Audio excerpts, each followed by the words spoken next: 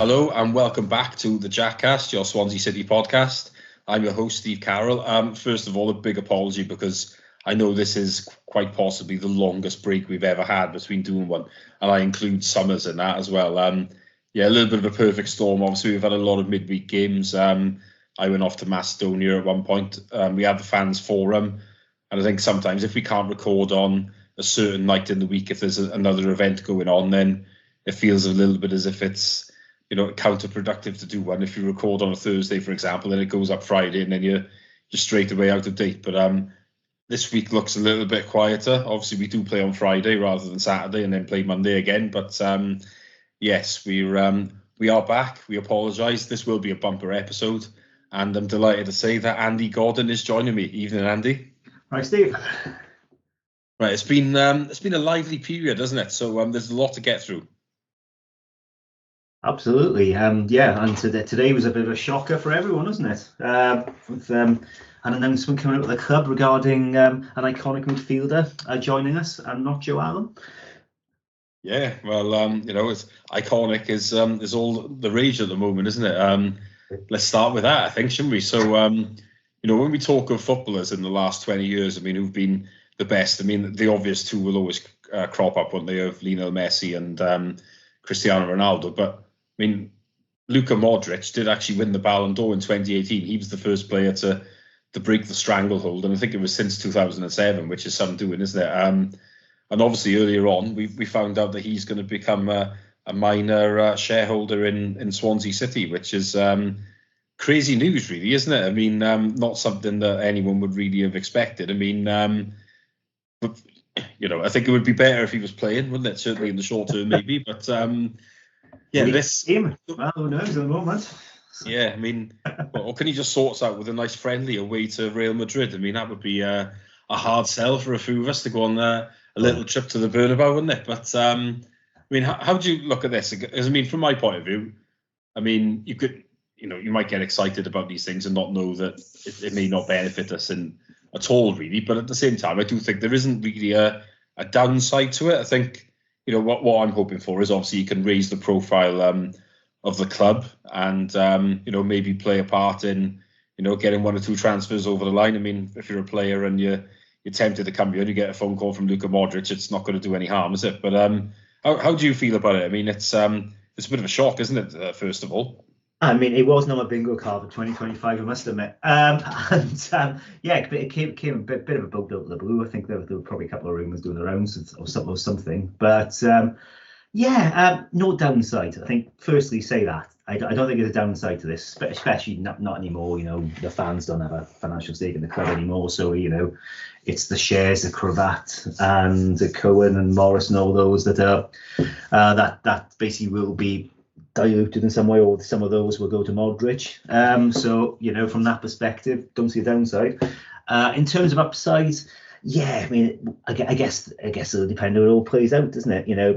Will it be the Wrexham model, which is, if you saw their accounts for the last season, their revenue in League Two is higher than ours in the Championship, with all the TV revenue we get, which goes to highlight the potential benefits of that sort of profile. Now, or will it be more akin to like Birmingham City, where Tom Brady was there and he's been similarly classed as a minority shareholder or minority owner, but Kieran Maguire's done a lot of good work on this, and it looks like no money's actually changed hands, and he's basically there just as a bit of reflected glory, a bit of a profile. So there's these types of scenarios that are existing out there. Which one is this? I suspect it's probably nearer to the Tom Brady one, but hopefully, obviously as a footballer, not one of the pretend ones, he can bring at least some expertise to some part of the process, even if it's just talking some sense into the ownership at various points if they're asking questions. So, and as you say, when it comes to recruitment, if he can have a word with a player who's and whether to join us, there could be some benefits to that. But I've seen some wild tweets today about him investing significantly into the club financially. I don't think that's happening. I think under PSR, I think there's some limits on what can happen with that anyway in terms of how it translates to the squad. But I don't see any downside for sure, and it's fun, isn't it? So that's good. And it's all great PR. So, and in this day and age where a lot of things are on social, I think I saw earlier somebody saying that tweet that announced he was coming here had 2 million views already within an hour or two. God knows what it is now. So, it's all good stuff in it. So, yeah. Yeah, I think we certainly have to look at it like that. I mean, it feels like a story that, how can I put it, could build, and people might think, oh, there's something exciting going on at Swansea, even though maybe there isn't directly right now, but it certainly gives like a good impression, doesn't it? Yeah, exactly. And I think, if anyone went to the Derby game last week, they wouldn't think anything exciting was happening. But it is, isn't it? And just contrast us with down the road. They're struggling a bit where we get one of the best midfielders of the last 20 years coming here, at least in some capacity. It's chalk and cheese, isn't it? So after a long season, and we've had our struggles this year. This is good news, absolutely, and It's good and it's fun, and there's, like I said, there's no downsides to it. So I think let's just enjoy it, eh?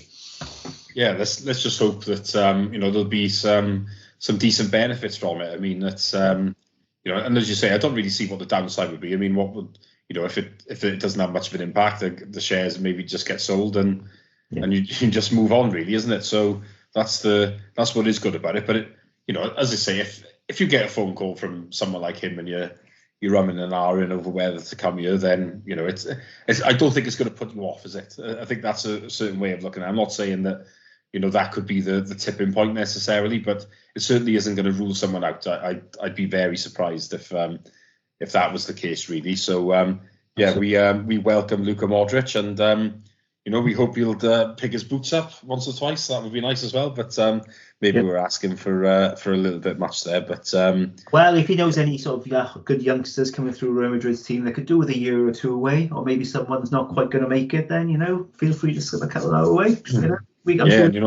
Hopefully there's a few decent young Croatian players as well, because they've got really had a reputation for producing some really top players when you think about it, particularly for a nation that isn't particularly big in terms of population. So, I've thought for a long time, really, with Croatia that they could arguably they could be the biggest overachievers in international football, really, given their the population and compared to the success that they've had over probably since the late 90s. They made 3 World Cup semi-finals. I mean, nearly anybody would give anything for that, really. So it is. That would be nice as well, wouldn't it? And suppose a pre-season tour to Croatia would be all right as well. But we will see. Back to, I suppose, the more pressing issues. I mean, we haven't recorded for a little while. I mean, we had obviously, I think that before the international break, we had a pretty depressing defeat to Burnley. I remember fanzine selling and not having much hope before the game, and then that hope was quashed incredibly quickly. But things have improved quite a bit since then. We had the international break, which I think we all probably needed that chance to reset a bit, and then we went up to Leeds, which I think nobody was particularly confident going into that one.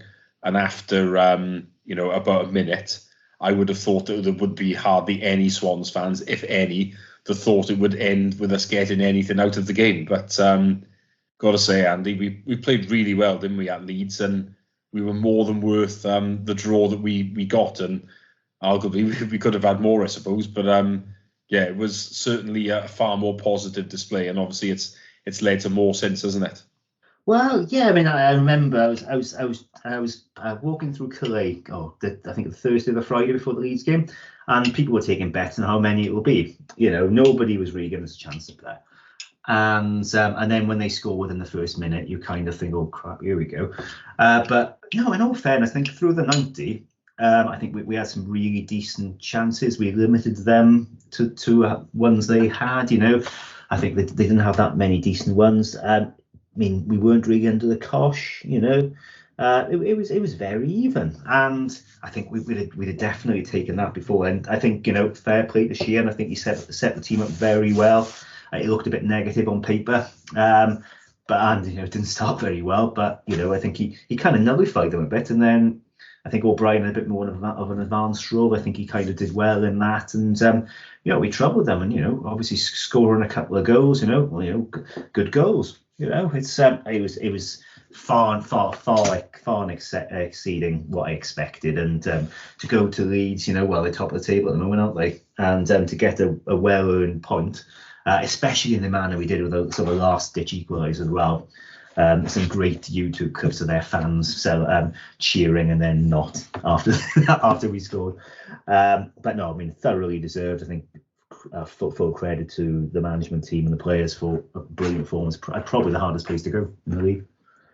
Yeah, you'd think so, wouldn't you? I mean, their home record is quite formidable. And I've got to be honest, even when they got what looked like a late winner, like I was really disappointed. But I was like disappointed for the players, really, because I just felt that it would have been very unjust. And I was, you know, I wouldn't have been annoyed at full time for those type of reasons, if you know what I mean, which, you know, was sort of a refreshing feeling. But then justice was done, and we did manage to get an equaliser, and we, as you say, we more than deserved it, really. So I think the Swans have been really, really bad the last few years against the teams at the top. I mean, it's not only felt like we've lost to them quite often. We've taken pastings and conceded far too many goals. So I think it was refreshing, really, wasn't it, to see us, you know, give one of them a real game and to get something, particularly away from home. Well, you mentioned the Burnley one, and I was on holiday, so I only saw some of it via the stream, and I mean, it was just no contest, wasn't it? You know, they scored a couple of very basic, simple goals, and after that they just shut the game down, and we didn't lay a glove on them, and that's poor. And as you say, that's not dissimilar to a lot of the other games we played against the top teams this season and for the last couple, if we're being honest. I know when we played Leeds at home, you know, we scored a late equaliser only to concede an even later goal. But, you know, it just looked, Leeds down here looked like they just scored well. But that's not what happened at the away game. You know, I think we more than matched them, and we looked solid at the back. I know it's been a long time since we said that. And not only that, we held a threat as well. And I was really happy to see that. And, you know, if we'd lost the game, you know, I think everyone said, oh, great performance, no issues there. But I was really happy with the way we got the equaliser, especially, you know, Joe Allen after the whole Macedonia thing, to give a couple of nutmegs to Leeds players, put a lovely through ball under the Botnick, who's, you know, he's had his struggles this year as well, and he still is, really. But, you know, great finish from him. Melly helped out. But it was such a good goal, and I think, you know, a couple of players who needed a pick up as well. They got that goal as well. But I think the whole team, I think it really, I think it, you know, it showed a different bit of a change in mentality. And I think since then, obviously, we rode on. It's amazing what confidence can do, doesn't it? Isn't it? And yeah, we've really kicked on since then. Yeah, we have. I mean, the next game after it was Derby. I mean, if I'm honest, I don't want to spend too long talking about it because, I mean, good grief, it was a stinker for a purist, or just general lack of entertainment, wasn't it? I mean, it had 0-0 written all over it, but I mean, a good ball in from Josh Key, I think it was, and Eon found himself in to tap it in for a late winner. But it was a very welcome win, wasn't it? But yeah, it was not a game anyone would take pleasure in watching back, is it either? I mean, to be honest, mate, I spent most of the game reading your fanzine. It was watching the first. Nothing happened, did it? It was such a dull game. I think if any chances there were, actually Derby had, and they were atrocious. They came from 0-0. We were set up as we were at Leeds, which was quite defensive. We just basically nullified. We nullified ourselves, really, and nothing happened. And I think we got away with that one. I think, you know, I mean, it was a great cross from Key. I think, was it Key or Ronald? Yeah. Yeah, I mean, you know, he's threatened this season, and he without really delivering. But that's that second goal now. So delighted for him. You know, he couldn't question his effort by any means, and he's obviously got some talent. But great for him to get the goal. Great for us to get the win. Yeah, move on, because it was a dull game. Yeah, it really was, wasn't it? But yeah, I mean, we're at least the next game with Plymouth was the polar opposite, really, wasn't it? I mean, I can't remember a game as relaxing as that. It was quite staggering, really. Obviously, we got a great goal early on with a Ronaldo cross and a Lewis O'Brien diving header. But I mean, if I'm honest, I couldn't believe how much space we were given in general by the opposition, who I thought were horrendous, if I'm honest. I thought they were one of the worst teams I've seen in a long time in a league game. Just And I'm even more flabbergasted that they managed to beat Sheffield United on the weekend, because I just thought they were done after that. But I mean, at the same time, you can only play what's in front of you, and it was an incredibly dominant performance. And what's actually quite funny about it was I actually walked out of there, and a few other people say the similar. It's like they were irritated that it was only 3, because in the second half we just missed loads of good chances, didn't we? It felt as if it really should have been far more than what it was. Although obviously you're very pleased because it's a comfortable win, and it's one that probably was going to be the one that secured survival, wasn't it? Well, the Botnick should have got a hat-trick. Could have got a couple easily. It means a few others missed some absolute dollies. Liam Cullen sitting on the bench must have been absolutely tamping, because he needs a goal, and they didn't bring him on. I mean, it was 3. I mean, halfway through the first half, you're thinking this could be any score, because we were just cutting through them at will. It was, as you say, it was an absolute armchair ride. We were absolutely dominant. We scored a couple relatively early, and the game was done. I mean, they were done. As you say, I think, leaving aside the whole thing, Plymouth looked to be the worst team in the division by distance. Leaving aside the fact they beat Sheffield United somehow on the weekend, they were terrible. But it was a brilliant performance, and more than that, I think it was an enjoyable. It was an enjoyable performance. You know, the football played was great. You know, it wasn't long ball or anything like that. You know, that's been one of the criticisms of Sheehan, for example. But, you know, it was nice pass and move stuff. And the confidence really shone through. You could see that. And I think the change in confidence of the likes of Timon and Key in particular is absolutely night and day, isn't it, over the last couple of months. And we've always relied on on quality from our wide players and mobility from our wide players. And they've not really provided that, you know, more recently.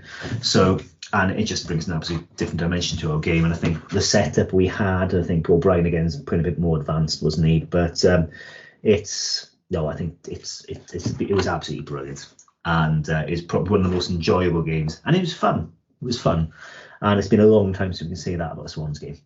I mean, an example I would give, really, I know obviously we were 3 up, at half time kind of thing, and I was just relaxed, thinking there's no way this can ever turn. I always remember in Euro 2016, the Russia game, we were 2 up at half time, and every time Wales went forward, I thought we were going to score. And it reminded me a little bit of that in some ways. I think of, there is no way that this can go wrong, because the opposition are just showing absolutely nothing, and you just fancied us to score really every time we went forward. And football is quite often, like, as much as we all love it, can be quite stressful and irritating and stuff, but it's very rare you have an evening like that, isn't it, where from early on, really, you're quite relaxed and not particularly fearful. I think the last time we had games like that is probably under like Laudrup or maybe Rogers or Martinez. We had a few like them. We were dominant. We were cruising. People mention, so I think some people compared it to the Laudrup game against West Brom at home, and nothing will ever be that good, because that was just beautiful. But it was as you say, it was that kind of relaxed. It was an absolute armchair ride. There was no threat of us losing. We were playing some beautiful stuff. It's just a shame we only scored 3, really, because it could have been 10 and nobody could have argued.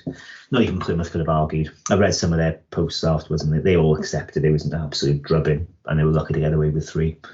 But in terms of the relegation battle, which I'm sure we'll talk about later, I'm kind of glad we didn't score 10 against them, because they could catch 1 or 2 teams after the weekend. Well, an iconic club, maybe. Well, I mean, there are some iconic clubs in the relegation battle, aren't there? In their opinion, yes. Well, in one person's opinion, anyway. Yeah. Yes, one man's opinion. The funniest man in the world, but. Yes, I mean, the truth is, though, if you look at it, Plymouth's goal difference is already so bad that I think if we had given them a pace, then it wouldn't have made much difference, would it? They're on about minus 38, aren't they? Well, Cardiff are on minus 26, aren't they? Something like that. They're on their goal difference. Cardiff's is bad, yeah, but it's not like Plymouth is at the stage where, like, you're not turning it round, if you know what I mean. Right. Like, you have to accept if you're level on points, they're going to go.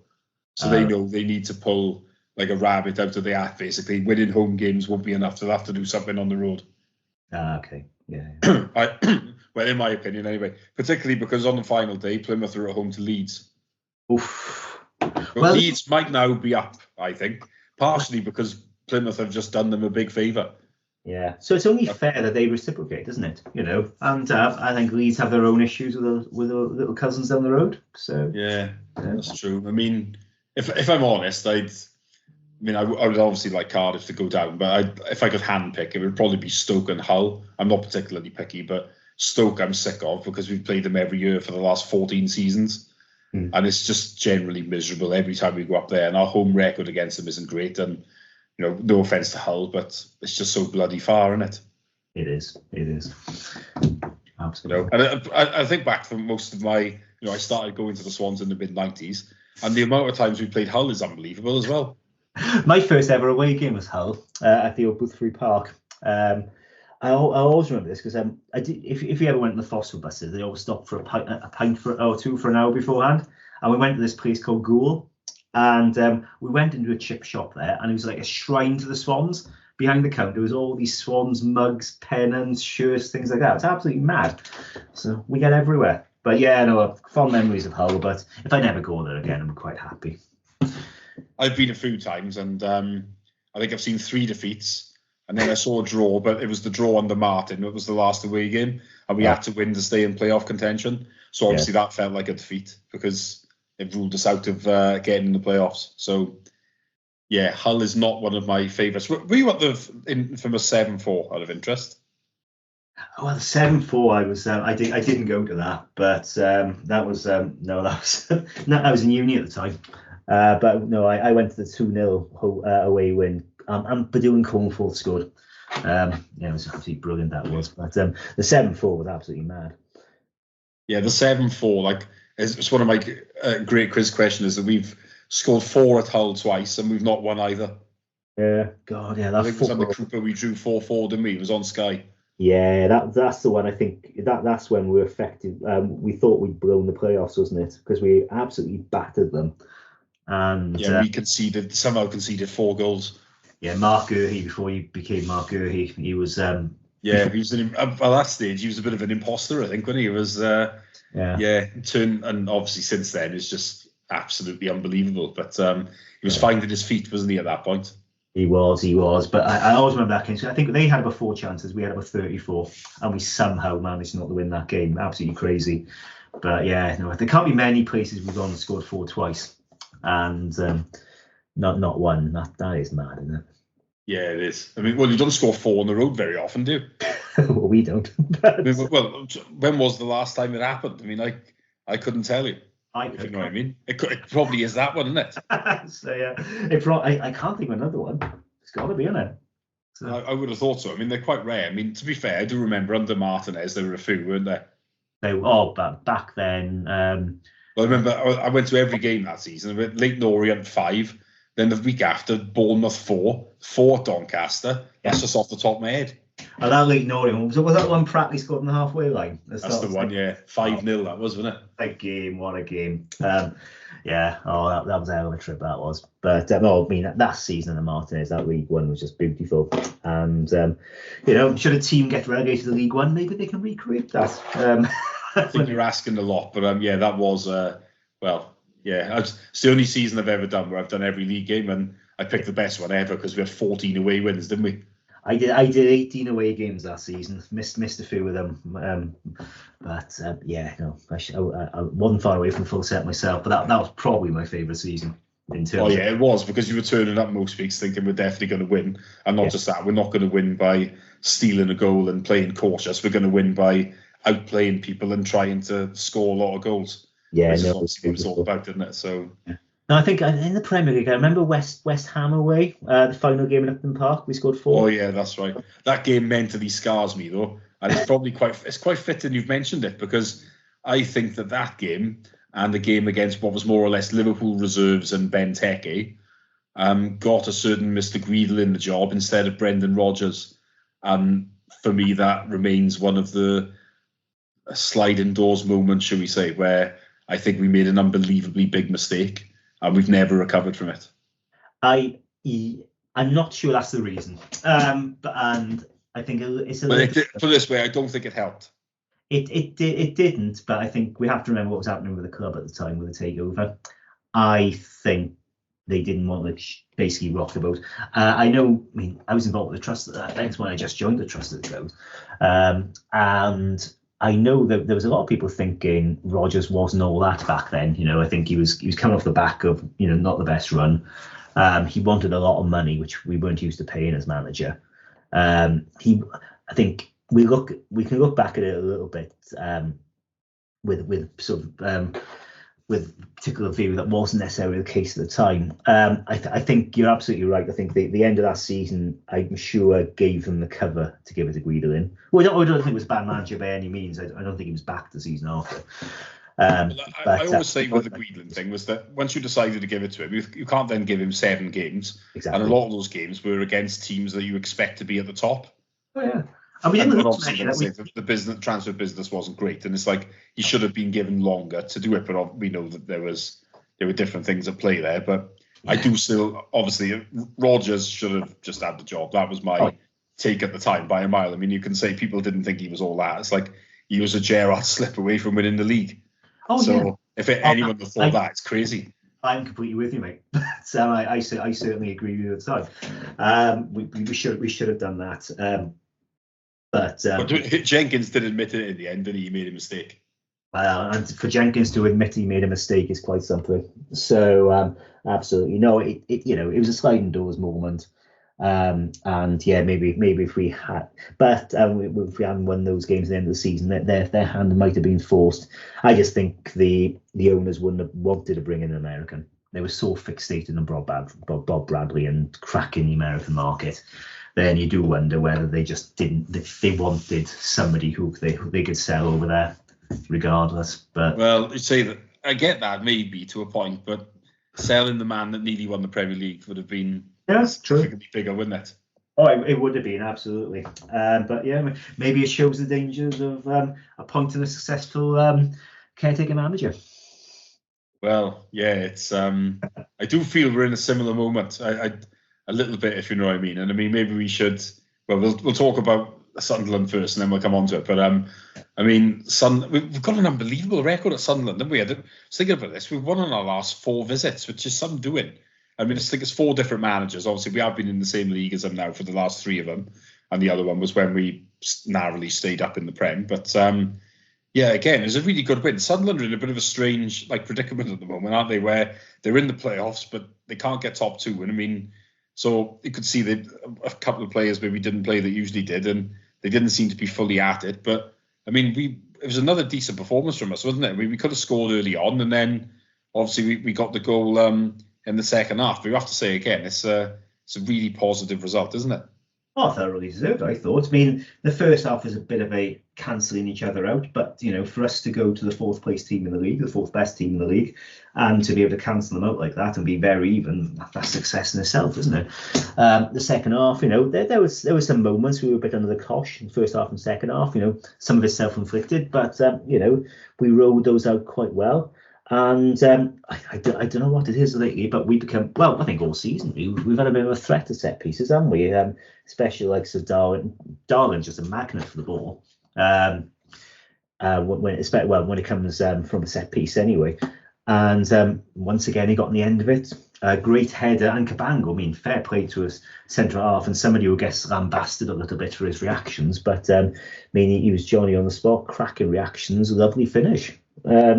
And a well-deserved goal. And, I think we showed a lot of defensive stability. I think that's been a common theme of the last few games. Very resolute. I don't think we had much of a threat after the goal. But, and I think that's probably something we need to be working on. But, no, I mean, I think, to go to the 4th place team, yeah, granted, they're in a bit of a funny situation at the moment. But, I mean, for their sakes, they need to keep some momentum going into the playoffs, and I mean this sort of result will hit them because they would have been trying. They may make a couple of changes, but they brought on their big hitters, and they didn't really govern us, did they? Figaro didn't make any world class saves. There was a couple of good, lots of good blocks and things like that, but I was never overly worried. I was never thinking, oh, we were really holding on here. It was a well-managed away performance and a thoroughly well-deserved 1-0 win. Yeah, I agree. It was, another positive. I mean, it feels strange talking like this, really, because we've we've been used to negativity more recently, but yeah, I mean, 10 points from 12. Yeah. I mean, Alan Sheehan can't do much more at the moment, is what it feels like, doesn't it? I mean, we were on a slippery slope when Luke Williams was in charge, and inevitably, I think he had to go. But I mean, we've had quite a few wins, haven't we, now since then? I mean, it's I think it's like 5 or 6 wins, is it, something like that? And yeah, I mean, he isn't half making a case, isn't he, for him to get the job on a permanent basis? I mean, well, if you're bringing somebody in to hold the fort, then you can't ask for anyone to do anything more. And if you compare us beforehand to what we're doing now, the players look more confident, they're more organised, we're defensively more sound. I think there's probably, I think 1 or 2 games we've looked very good offensively, but in other games we haven't. But we're doing the basics a lot better. Some games have been, we've probably been a bit more direct than what I like, but I mean, some games like the Plymouth one, for example, or the Sunderland game, for example, we weren't just launching the long balls aimlessly or anything like that. There was method to the madness. So no, I think given confidence is clearly low when Williams left, I was never. I mean, we've always just kept away from the real danger. I think we've always just been a few points away from it, but when we're way away from it now, we are. I don't think we're quite mathematically safe yet. But we're as good as. If we lost every game, we wouldn't go down now, would we? No, we wouldn't. Realistically, we wouldn't. No. So I mean, kudos to Sheehan. I was a bit concerned when he was appointed once again to be caretaker manager, but. No, he's proved those concerns very wrong. And I mean, if he's got any pretensions about the gig itself for next season, I mean, he couldn't have really done much more, could he? Fair play to him.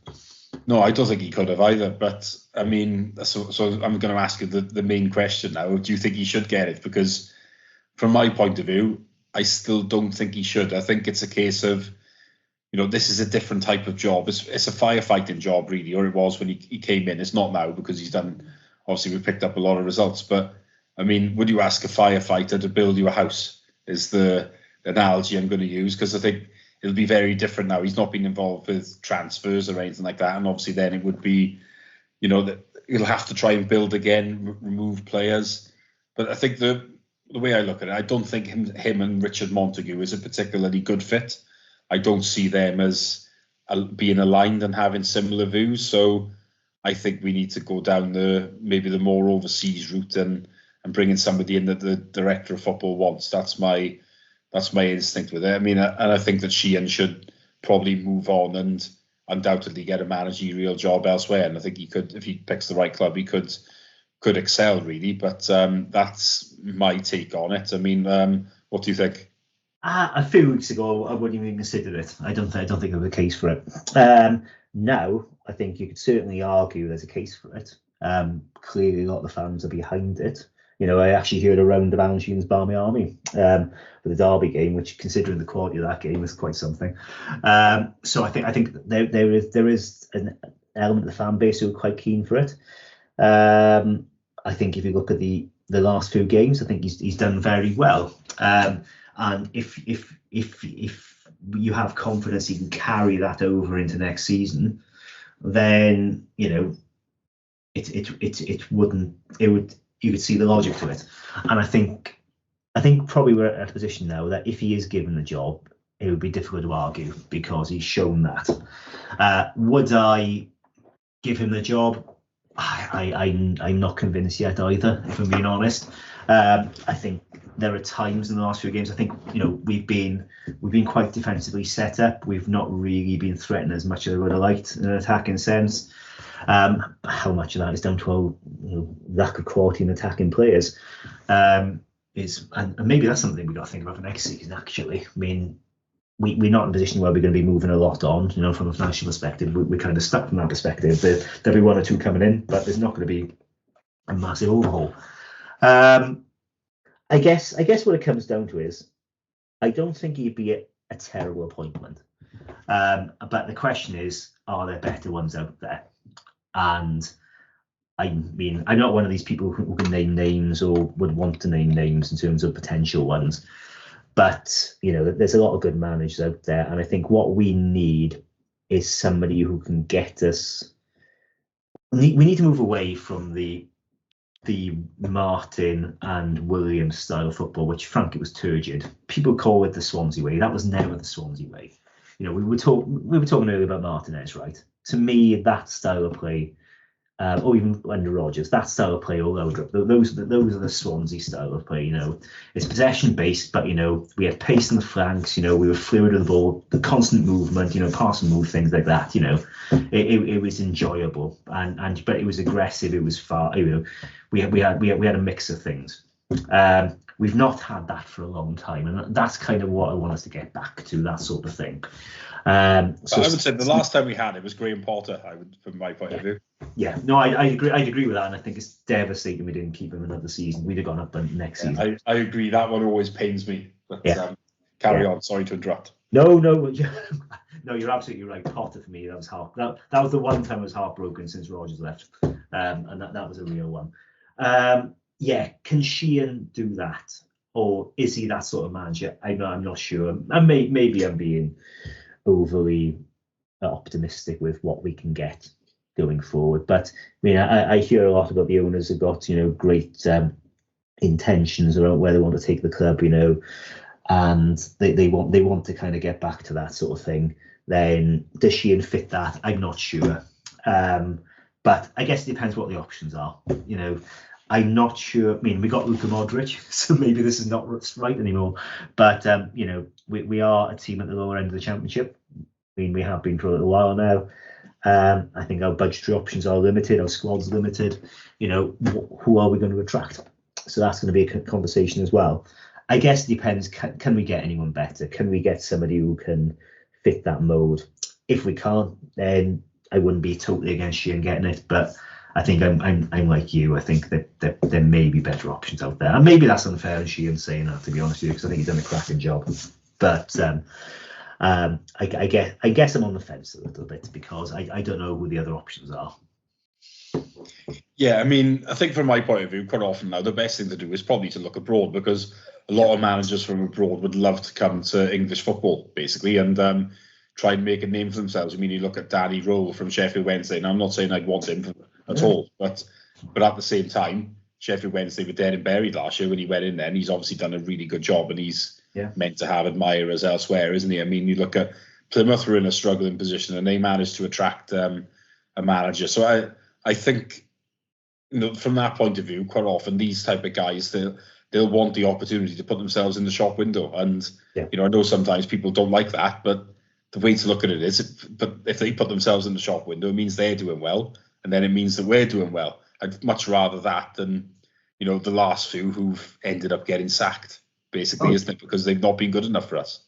No, I think this is where, and maybe this is where Modric can help, because I think they got Martin and Williams based on an idea rather than actually an understanding and what they could deliver. I think Martin was too naive, really, when he came here. I think Williams was similarly so. I think we could do with basically a better version of them, really.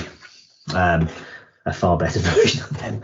And looking abroad, I think Corberan, for example, I think he was at was it West Brom? He's gone to Valencia now. I think just won at the Bernabeu, didn't he? So there could be these managers out there, absolutely, and hopefully we can attract them. It could be the return of our favourite Argentinian who almost came here back in the Premier League days. You never know, but. Although maybe after Leeds, we wouldn't want to come back. He's the Uruguay manager now, so I think it's very unlikely. Yeah, no, he isn't he? But a bit of Bielsa ball down here would be great, wouldn't it? But probably look, Bielsa, I'm all for that. But I think if we were having this conversation just after the World Cup, then obviously he has to go somewhere at that point, then, doesn't he? If you know what I mean, he's probably not going to carry on with it then. But I think that. For now, that ship has sailed, but I think so. No, I'm joking. But it's like I say, I think if we can get somebody who fits that profile, who can deliver that style of football, because I think the style of football, people mock the Swansea way and all that, and I mock the people who've called the last few years the Swansea way because it just hasn't been. But I think we've generally always been a club that's trying to play some decent attacking possession-based football, and I think that's what a lot of fans, have an attachment to. I think if we're looking at trying to get crowds up and trying to get the city behind the club and the style of play, I think that's the sort of thing we want to do. So yeah, but I think if we look at the last few games, there's been a couple of them where Sheehan's been able to deliver that sort of thing. I mean, whether we want it or not, it wouldn't surprise me if he gets the gig, because I think he's going to have some backers. He obviously did to still be here when Williams came in, because obviously he was here before Williams and he's here after Williams. So he's obviously got some backers there in the ownership. So I guess we'll see. But I think I wouldn't appoint him now. I'd wait for the summer, have a proper review into it, and see what the options are. Yeah, I mean, the fact is, anyway, at the moment, he's doing really well. He's got the job, and yeah, I suppose you could argue in some ways it's his to lose, isn't it? But these things are never quite as simple as that, are they, on occasions? But I guess time will tell. There's 4 games left. We've, given how we've been doing at the moment, and obviously we picked up some good results against teams higher up in the league. I mean, what have we got? Hull, QPR, Millwall and Oxford. I mean, none of them should really put the jeepers up us, should they? I mean, there's chances for more points, isn't there, without a doubt? Oh, absolutely. I mean, I think Millwall are chasing the playoff place, aren't they? Hull are trying to stay up. Oxford are probably there or thereabouts now, I think. Obviously they've got last on the final day, so they may well be safe by that point, isn't it? I'm sure we can guarantee it in the right circumstances. I think there's nothing there. Well, if we can go to Sunderland and win, we can go Leeds and draw. None of those will worry us. Mill will probably have a bit more to play for than us. But I remember that Rodgers season we got promoted, 2011, 2012. It was 2010-11, wasn't it? It was. We went there, I think, the penultimate game of the season. We'd already gotten to the playoffs. They needed a win to get in the playoffs, and we beat them. So we've got previous for Scupper in their playoff pretensions. Yeah, one of our bizarre Millwall ones is, I think that was our first win there for about 80 years.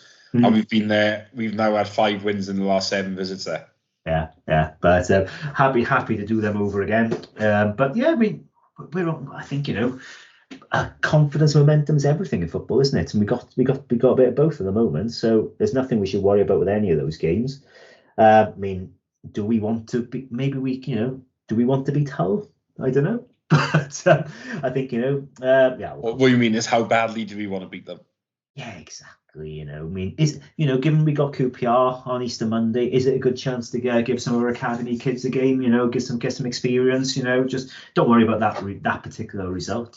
Just give some players some game time. Do you know what? I would actually like to see people like Sam Parker and Ben Lloyd get some minutes. I won't deny that. Yeah, no, I'm very. I think that was a little frustration of mine of Williams, that when we were struggling, he didn't bring some of the kids in. Because generally when they've done that last couple of seasons, they're giving a bit of energy and a bit of effort to the cause. Yeah, the crowd are always with them as well, aren't they? Exactly, and it's important to us as a club. We develop our youngsters. It's part of the trading model, if nothing else. We need to be developing talent. I don't think we've been very good lately at bringing through the academy players. And we need to be a lot better at that. And I think we missed a trick this season in that regard. So yeah, I mean, jokes aside, I think we should be using the next few games to, give one or two of them a bit more game time. Because, there's no reason developing them if you're not going to play them now and again, or see if they've got it. So I mean, we're not going down now. We're safe. So if you use this as the opportunity to blood a few and see what they got. Yeah, I mean, the good thing would be for next season when the likes of Cameron Congreve, who seem to have excelled going into League Two, and hopefully maybe he can come back and play a part, isn't it? So that would be a bit of a plus for us. I definitely think sometimes if these guys are not going to get game time, try and send them out on loan to clubs where they will play, and then hopefully they'll come back a lot better. Yeah, no, absolutely. I think it's different now, because when we had a Category 1 academy, they were getting lots of quality game time in our reserves or in the under-23s, whereas now it's not really the case to the level we're playing at. So I think it's absolutely important. We get them So that exposure. I think there's nothing wrong with that being at League One, League Two level. As Congreve is. I we all saw the talent of Congreve a couple of years ago. I think it didn't quite happen for him. I don't think he was managed particularly well either. But it looks like he's coming back into it now. Some cracking goal against Newcastle away in the FA Cup, and he's been banging in a few for is it Barrow? He's with. Was it Bromley? Bromley, that's it. Of course, it is. So he's been doing great for them. So yeah, I mean, we bring him back here, see what he's got. Cotterill's been at Swindon, I think, isn't it? Yeah, that was another one. A couple of others out there as well. I'm not sure what the kid's doing at Yeovil. Wilson, is it? It's a lot lower down that is anyway, isn't it? You do wonder if you'd go from playing for Yeovil to jump into the Championship, but we'll see. Well, it almost happened. Dan James almost went at Yeovil. The deal fell through. But Yeovil were in the league still at that point, weren't they? Yeah, they were. But yeah, absolutely. It's I think they were League Two at the time, weren't they? But so you never know. But no, I think we've got to feel there, see what they can do in the summer. But no, the likes of Lloyd, Parker. I think Govia's back now as well, isn't he? Give him get him on the bench, give him a bit of game time. It all helps, doesn't it? Because they're gonna have nothing to lose now. No, exactly. And if you only play a couple of them as well, I mean, with the rest of the team being quite strong, then it's they should be able to help them through the game as well. And so, yeah, it would be nice, I think, to see them get a bit of game time before the season ends. So, but yeah, there's a couple of other things that have happened since we last recorded. I mean, we have seen the departure of Andy Coleman, which we haven't discussed yet. So I think it's about time that we did. And Andy, I can imagine you were particularly devastated to hear this news. Well, yes. No, I think I don't know. I think he's. Everyone I speak to says who's met him said he's a nice chap, and I got no reason to dispute that. But I think as chairman of this club, he's not been particularly good, has he? You look at the start of it.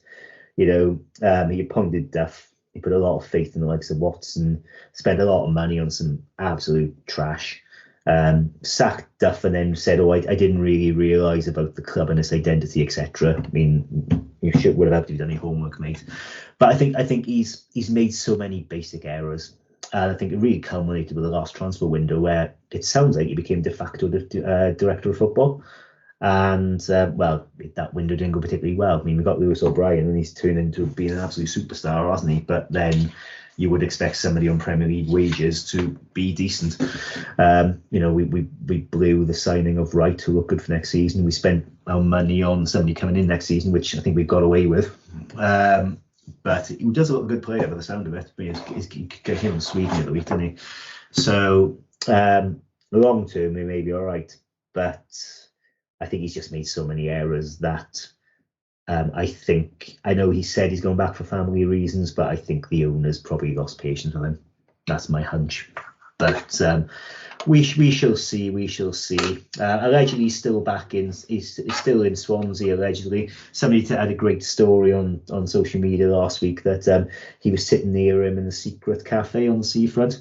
And Coleman was there meeting somebody, and the waitress brought out one meal because Coleman forgot to order, which I think kind of sums up his tenure here, doesn't it? Just one. I did laugh at that, I must admit. It was, even if it's not true, it's one of them you couldn't not crack a smile at. But I think just running a football club it's a challenging job, as everybody knows. I think if you're inexperienced, then if it's sink or swim, and you're going to sink, I think, aren't you? But for what it's worth, I don't think Andy Coleman is a bad guy. I just think he was in the wrong job, and I think he should go back to America. And fact is, he's been a successful businessman through his life, and I'm sure if he goes back into the hospitality or whatever it is that he's came from, then I'm sure he'll excel again. And I think it's a good thing now that he's moved on. And I guess we move on to talk about Tom Gorringe, who was replaced him, obviously quite experienced in football terms. Bristol Rovers was his last role. I mean, he was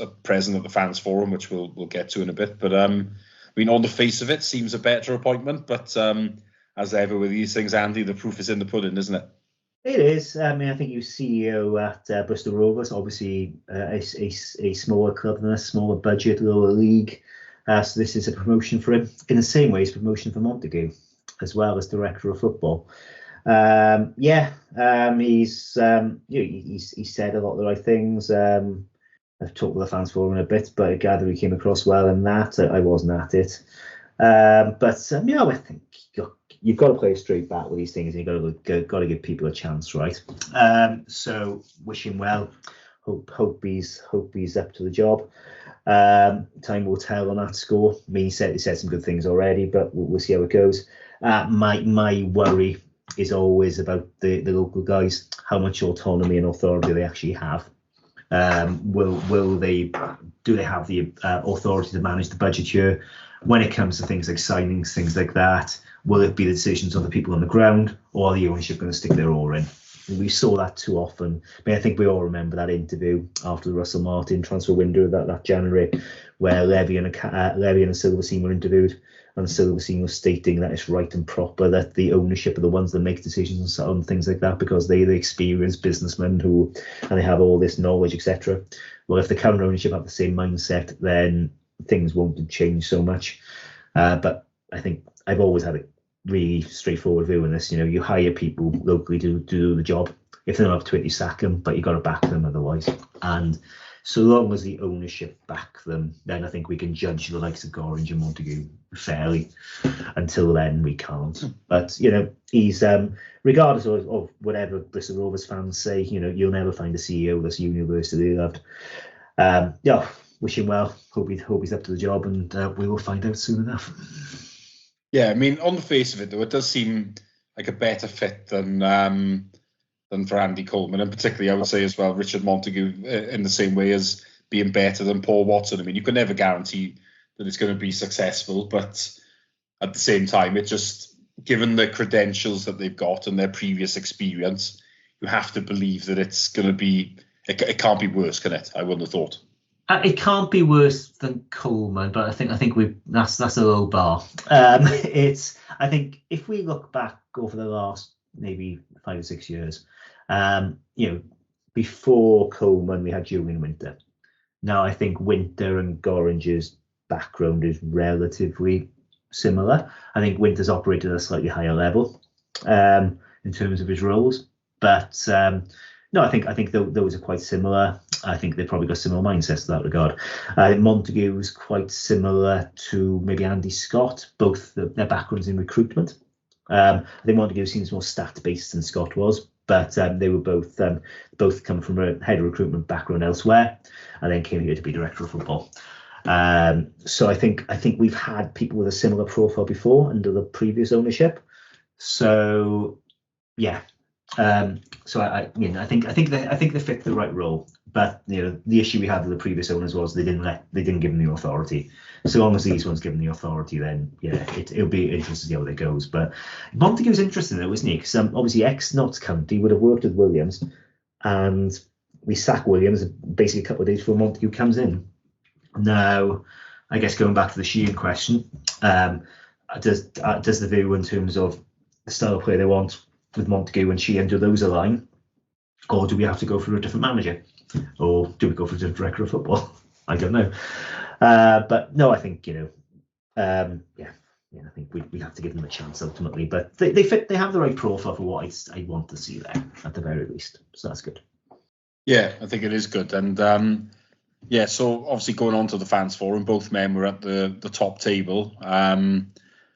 It was a reasonable night. There were still some tricky questions, which were good. I felt obviously the main thing was that we want to hold people to account on you for the decisions that have been made, but obviously you can't really do that with the gentlemen concerned because they weren't involved when a lot of the poor decisions were made. So it was always not going to carry as much worth, I would say, as if it was done just after the transfer window. But at the same time, from my point of view, they made quite a good impression with the answers that were given. And as you say, you've got to give people time, haven't you? And essentially that's what they've bought at the moment. But I know, as you say, I was there. I know you weren't, Andy, but did you catch up on it when you have you watched it back on YouTube? I was reading your tweets, so I don't feel I have to. So it's no, I think they came across very well from what I've read. I mean, pretty much universally people said so. I think from the feedback there, I think, and that's good. And like I say, they've got a clean slate from their perspective. I think the one shame for me is that there's nobody from the ownership there. And I think that's a real problem. I wouldn't have wanted Coleman there because I don't think he's actually a significant owner anyway. I think he was presented as like he was, but I think it was just to give him some cover when he was here. I mean, I think the silence from Cravat, Cohen, Morris, and all the others is, I know there was a statement released a couple of weeks ago, but they need to be far more visible than they are. They can't just hide behind the local ownership. Other local people running the club, rather. I think that for me was the one disappointment, that there's nobody from the ownership's actually fronted up yet to a forum. Meaning, say what you want about Levin and Kaplan, and I did, but they fronted up at least once to a forum, and we've not had that from the current ownership yet. So that to me is the one disappointment so far. But no, I think fair play to Montague and Gorringe. I think sounds like they came across really well, and it can't be much fun kind of fronting up in front of a couple hundred fans. Tensions. We were still in a relegation battle at the time, and fair play to them. And I think Gorringe has come out and committed to multiple forums going forward. I think one pre-season, at least 2 a season, which is good. We haven't had that since. I want to say the old ownership, the original 2016 pre-2016 ownership. So if we can deliver on that, that's going to be great. I think that sort of thing really helps with getting fans behind the club, which all comes back then to getting people into the stands, etc. Yeah, absolutely. And I mean, one thing I will say is about that statement is they have said they're going to give out 500 tickets for the remaining home games this season, and there's major discounts, aren't there, on Good Friday's game with Hull? I think it's only £14 for an adult, and obviously concessions are cheaper again. So let's hope for a really good crowd, I would say, because we're on good form. It's bank holiday football. I know the weather's not meant to be great, which is typical Swansea, but I do feel as if they deserve a big crowd for what's happened recently, and hopefully they'll get it. So if anybody is listening to this, and hasn't bought a ticket for Friday yet, then I strongly urge that you do, because for once, I'm actually hopeful that you'll have a good afternoon out as well. Absolutely. Get down there. I'll be there. So forward to it. It's going to be great. I think, I mean, you couldn't ask for more in terms of the pricing on that. It's a great gesture, having 600 seats there. Now, there's plenty of seats to give away at the moment. But, that aside, it's, these sorts of things are great. And I actually went into the South Stand before the game on Saturday. And they were doing loads of great little events there for the kids in the bottom of that. So if you've got young kids, bring them along. They will love the stuff that they have there pre-match. It was all great. So absolutely, come along, bring your kids, nephews, nieces, relatives, whoever it is. Try and get fill it up. So like the Sheehan and the players, given the turnaround in the last few weeks, they deserve it absolutely. And if you want to bring your Hull scarves as well, that's totally fine. I think we'll forgive you this one from the circumstances. Yeah, well, I think that pretty much covers everything. We'll try and be a bit more regular between now and the end of the season. Obviously, we've got this game with Hull, and then we've got QPR on Monday, but there's no reason why we can't do another podcast for you next week. So thank you very much for joining us, and apologies again for the long absence. But I'm sure you will have enjoyed this podcast for once. It's been one of the more enjoyable ones of the season, without a doubt. And big thanks to Andy for joining us. And we'll be back next week to discuss all the late things going on with the Swans. Maybe we'll even have another investor now, and maybe he'll be even more iconic. You'll never know. But until then, thank you very much, as I've said, for joining us, and goodbye for now.